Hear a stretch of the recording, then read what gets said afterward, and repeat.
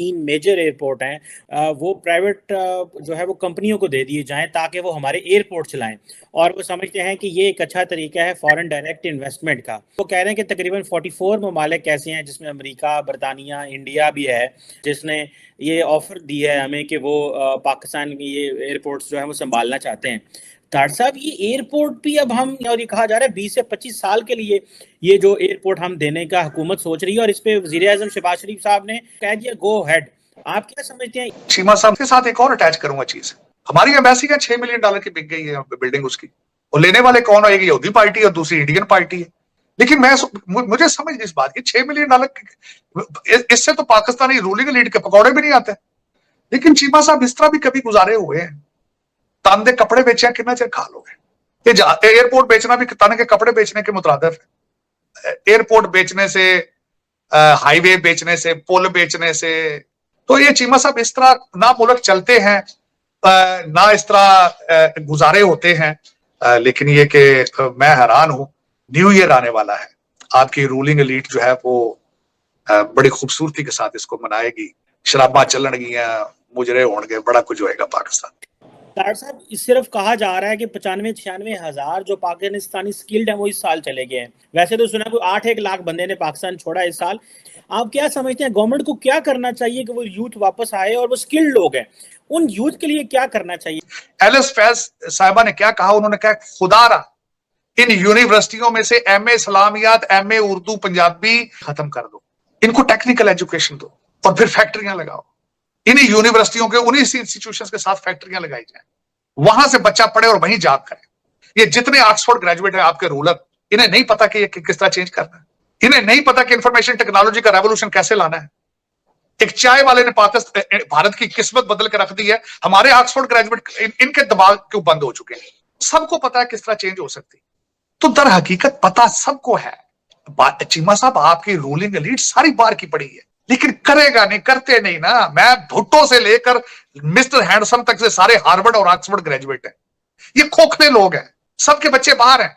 लोगों के बच्चों को कहते हैं कि ये सियासत नहीं जहाद है, अपने बच्चे आपके 4 दिन नहीं रुके पाकिस्तान में। आपने माइंड बना लिया है तबाही का। आपने 76 साल मेहनत की है कि पाकिस्तान को खत्म किस तरह करना है। पहली बार ये हुआ है कि जो कमर्शियल बैंक है उनमें ज्यादा पैसा पड़ा है और जो उनमें ज्यादा डॉलर हैं और जो स्टेट बैंक है उसके पास कम है। तो ये बड़ा एक मसला क्रिएट हो गया है कि भाई वो कैसे, और मिनी बजट के लिए तो लोग तैयार नहीं है। और अब सवाल ये है कि ये रह गए हैं अब तकरीबन 5 अरब से कम, और 1 अरब देना है अगले इस हफ्ते, और उसके बाद तमाम की तमाम उम्मीदें इस बात पर हैं कि सऊदी अरेबिया से $3 बिलियन मिल जाएं। लेकिन सवाल यह है कि वो ग्रांट होगी या कर्ज होगा, या वो कर्ज भी नहीं होगा, वो रखवा दिया जाएगा सिर्फ, ये भी अभी तक तय नहीं हो रहा। और उसके नतीजे में वो टेक्निकली आप डिफॉल्ट हैं, लीगली आप डिफॉल्ट नहीं है। बहस करते हैं डिफॉल्ट नहीं करेंगे, डिफॉल्ट नहीं करेंगे, लोग कह रहे हैं टेक्निकली डिफॉल्ट हो गए हैं, लेकिन वो लीगली आप जो एक डेफिनेशन के मुताबिक हो चुके हैं, एक डेफिनेशन नहीं हुए। और दूसरी बात ये कि प्लान भी नहीं है, विल भी नहीं है, मतलब करना क्या है, मतलब नहीं, विल नहीं है ना, विल मतलब है ही नहीं। दूसरी बात ये कि आप कह रहे हैं कि मतलब लोगों के लिए ये साल अच्छा नहीं रहा, डिफ़ॉल्ट। भाई सियासी दिवालियापन की बात कर रहे हैं आप, यहाँ इखलाकी दिवालियापन नज़र नहीं आ रहा किसी को। उसके ऊपर आप देख रहे हैं पता नहीं किस किस की क्या क्या चीज़ें सामने आ रही हैं। मतलब हम तो हर तरह से दिवालिया हो चुके हैं भाई।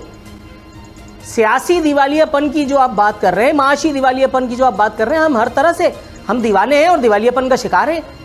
और ये सूरत हाल बिल्कुल वैसी रहेगी। मैं तंग आ चुका हूँ लिटरली ये बात प्रोग्राम में कर करके। जब कहीं जाता हूँ लोग मुझसे ऐसे पूछते हैं जैसे मैं पाकिस्तान की तरक्की पे पैर रख के खड़ा हूँ, सर हालात कब ठीक होंगे? अबे मैंने पाकिस्तान के हालात खराब किए। लाइन में लग लग के तुम लोग ख्वार हो रहे हो, जूते खा रहे हो, जलील हो रहे हो। मैं तबर्रा कर करके थक गया हूँ, मगर कोई प्रेस क्लब पे आने के लिए तैयार नहीं है और मुझसे पकड़ करके ऐसे पूछ रहे हैं जैसे मुझे वोट दिया था। घर में पानी नहीं आ रहा तो मेरे घर का दरवाजा खटखटा रहे हैं। खुदा के बंदो। आरिफिन भाई शायद वो आपको कुछ सुनते हैं टेलीविजन पर, तुमको लगता है कोई तो है जो उनकी बात कर रहा है और जो उनके अंदर एक दुख और तकलीफ है, आप उसका इजहार तो कर देते हैं, कम से कम ये तो उनको तसल्ली होती है। इसलिए शायद आपसे आकर पूछते हैं कि क्या बनेगा, कि मुल्क के हालात इस वक्त क्या हैं, अवाम के हालात क्या हैं और हमारे हुक्मरानों के हालात क्या हैं, ये अहम सवाल। वो जो दावे करते थे कि 6 महीनों में सब ठीक कर देंगे, आज उन्हें यही समझ नहीं आ रही कि इतने पैसे कहाँ से लाएं।